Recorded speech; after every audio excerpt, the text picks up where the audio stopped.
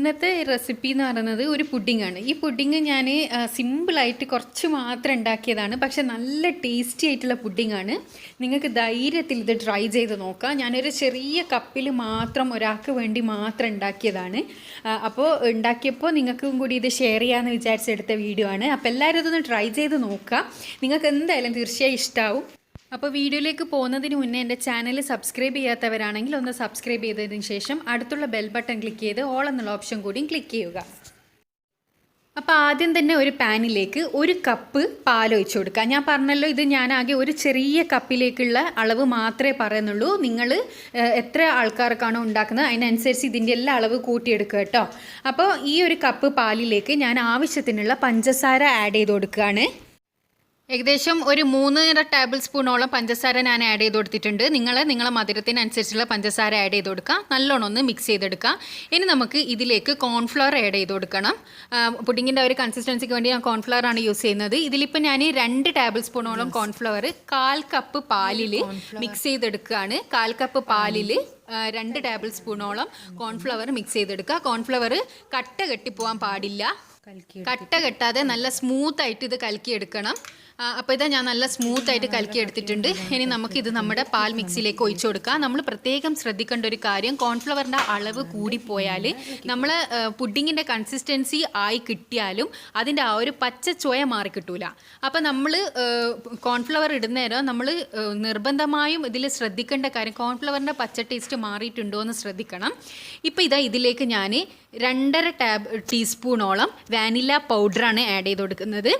നിങ്ങൾക്ക് വേണമെങ്കിൽ vanilla എസൻസും use ചെയ്യാം.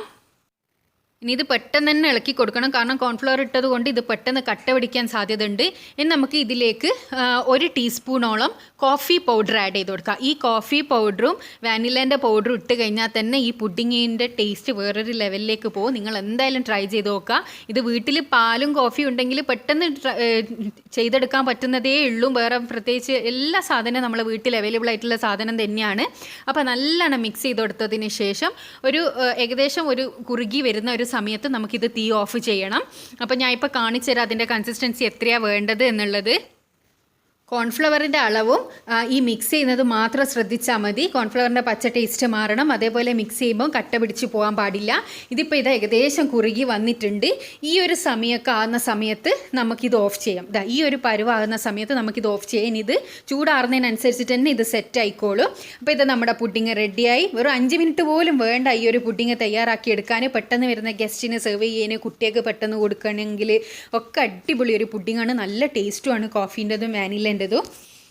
അപ്പം ഞാനിതൊരു ചെറിയ ബൗളിലേക്കാണ് സെർവ് ചെയ്തെടുക്കുന്നത്. ഒരാൾക്ക് മാത്രം, ഒരാൾക്കല്ല 2 പേർക്ക് കഴിക്കാൻ പറ്റും. അപ്പോൾ ഈ ഒരു ചെറിയൊരു ബൗളിലേക്ക് ഞാനിത് ഒഴിച്ചു കൊടുക്കുകയാണ്. ഇനി ഇത് ചൂടൊന്ന് ആറിയതിന് ശേഷം നമുക്ക് ഫ്രിഡ്ജിലേക്ക് എടുത്ത് വെക്കാം. ഒരു 4-5 മണിക്കൂർ ഫ്രിഡ്ജിൽ വെച്ച് തണുപ്പിച്ചെടുത്താൽ ഇത് നല്ല അടിപൊളി പുഡിങ്ങായിട്ട് നമുക്ക് കിട്ടും.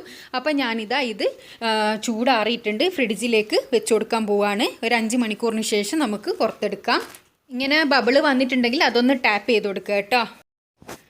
അപ്പോൾ 5 മണിക്കൂറിന് ശേഷം ഞാനിത് ഫ്രിഡ്ജിൽ നിന്ന് എടുത്തിട്ടുണ്ട്. ഞാനൊരു സ്ട്രോബെറി ജസ്റ്റ് ഒരു ഭംഗിക്ക് വേണ്ടിയിട്ട് ഇതിൻ്റെ മേലെ ഒന്ന് സെറ്റ് ചെയ്തെടുത്തിട്ടുണ്ട്. പിന്നെ ഈ സെയിം പുഡിങ് നമുക്ക് വേറൊരു രീതിയിലും കൂടി ഉണ്ടാക്കാം. അതായത് നമ്മൾ ഈ ഉണ്ടാക്കിയെടുക്കുന്ന ഈ പാലിൻ്റെ മിക്സ് ഉണ്ടല്ലോ, ഇത് ആദ്യം കുറച്ച് ഒഴിച്ചതിന് ശേഷം അതിൻ്റെ മേലെ നമ്മൾ കോൺഫ്ലവർ ആയതുകൊണ്ട് തന്നെ ആറുന്നതിനനുസരിച്ച് അത് പെട്ടെന്ന് സെറ്റാവും ഫ്രിഡ്ജിൽ വെക്കുന്നതിന് മുന്നേ തന്നെ. അപ്പോൾ ഒന്ന് ആദ്യത്തെ ലെയർ ഒഴിച്ചതിന് ശേഷം അത് ഒന്ന് ജസ്റ്റ് സെറ്റായാൽ, അതായത് ചൂടാറുമ്പോൾ ഒന്ന് സെറ്റാവും. അതിൻ്റെ മേലെ ഇഷ്ടമുള്ള ഏത് ഫ്രൂട്ട് വേണമെങ്കിലും ഇട്ട് കൊടുത്തതിന് ശേഷം നമുക്ക് ബാക്കിയുള്ള പോർഷനും കൂടി അതിൻ്റെ മേലെ ഒഴിച്ചു കൊടുത്ത് ഒന്ന് ചൂടാറിയതിന് ശേഷം ഇതേപോലെ 5 മണിക്കൂറിന് ശേഷം എടുത്താൽ നമുക്ക് ഇടയിൽ അത് കടിക്കാൻ നല്ല ടേസ്റ്റ് ആയിരിക്കും. അങ്ങനെ നിങ്ങൾക്കിത് ട്രൈ ചെയ്യാം. പിന്നെ ഇതിൻ്റെ സൈഡിൽ നിന്നൊന്ന് വിടിപ്പിച്ചിട്ട് മറ്റൊരു പ്ലേറ്റിലേക്ക് കമഴ്ത്താനാണെങ്കിൽ ഇത് പെട്ടെന്ന് തന്നെ ആ ഒരു പ്ലേറ്റിലേക്ക് ഒരു ജെല്ലി ടൈപ്പിൽ വീണ് കിട്ടുകയും ചെയ്യും കേട്ടോ. ഇതിപ്പോൾ നമുക്ക് ജസ്റ്റ് ഒരു സ്പൂൺ എടുത്ത് കോരി കഴിക്കാവുന്നതേ ഉള്ളൂ. അപ്പോൾ എല്ലാവരും ട്രൈ ചെയ്ത് നോക്കുക. തീർച്ചയായും നിങ്ങൾക്ക് ഇഷ്ടമാവും. ട്രൈ ചെയ്തതിന് ശേഷം നിങ്ങളുടെ അഭിപ്രായം കമൻറ്റിലൂടെ അറിയിക്കുക. മറ്റൊരു നല്ല വീഡിയോ ആയിട്ട് കാണാം. Thanks for watching.